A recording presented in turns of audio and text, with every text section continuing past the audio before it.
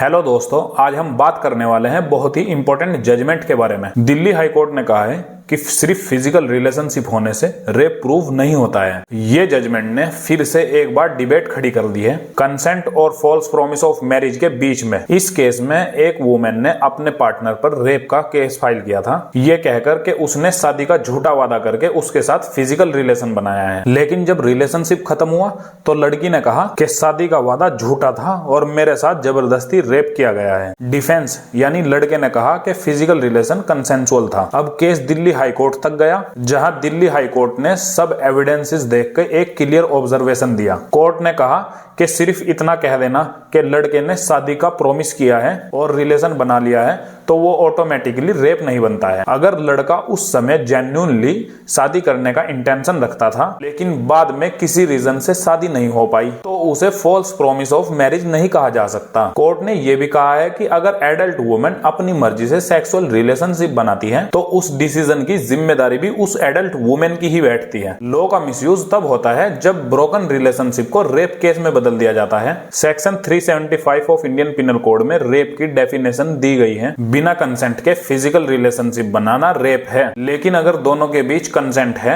और वो कंसेंट किसी जेन्युइन रिलेशनशिप के दौरान दिया गया हो तो उसे क्रिमिनल एक्ट या फिर रेप नहीं कहा जा सकता। कोर्ट ने क्लियर किया है कि हर promise to marry case rape नहीं होता है, क्योंकि फॉल्स प्रॉमिस और ब्रोकन प्रॉमिस में बहुत ज्यादा फर्क होता है। दिल्ली हाई कोर्ट का ये जजमेंट एक बैलेंस क्रिएट करता है। एक तरफ लॉ वुमेन को प्रोटेक्ट जरूर करता है, लेकिन दूसरी तरफ यह भी इंश्योर करता है कि कहीं इनोसेंट पीपल पर कोई गलत मुकदमा ना दर्ज हो जाए। कोर्ट ने बोला है कि लॉ का पर्पस जस्टिस है, रिवेंज नहीं, और इसी वजह से कोर्ट्स हर केस में फैक्ट और इंटेंशन को अलग अलग देखता है। तो दोस्तों, इस जजमेंट का मैसेज सिंपल है, कंसेंट को समझो और मिसयूज से बचो। फिजिकल रिलेशनशिप जब ही क्राइम बनता है जब वो फोर्सफुली या फिर बिना कंसेंट के किया गया हो, अदरवाइज वो एक पर्सनल डिसीजन है, कोई लीगल ऑफेंस नहीं। आपको क्या लगता है, लॉ का मिसयूज बढ़ रहा है या ये प्रोटेक्शन जरूरी है? अपना ओपिनियन कमेंट सेक्शन में जरूर लिखिए, और अगर मेरी वीडियोस अच्छी लगी हो तो मेरे चैनल को सब्सक्राइब कर दीजिए, मेरी वीडियोस को शेयर और लाइक कर दीजिए। धन्यवाद दोस्तों।